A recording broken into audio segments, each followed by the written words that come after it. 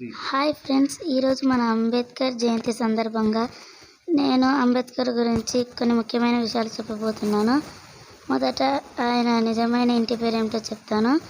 1894లో బాబాసాహెబ్ కుటుంబం మహారాష్ట్రలోని సతారాకు వెళ్ళింది మరియు వారి కుటుంబం సతారాకు మారిన కొద్ది కాలానికి ఆయన తల్లి మరణించింది. బ్రాహ్మణుడైన అతని గురువు మహాదేవ్ అంబేద్కర్ అతనిపై అభిమానంతో పాఠశాల రికార్డులో అతని ఇంటి పేరు అంబావడేకర్ నుంచి తన పేరు అంబేద్కర్గా మార్చుకున్నాడు.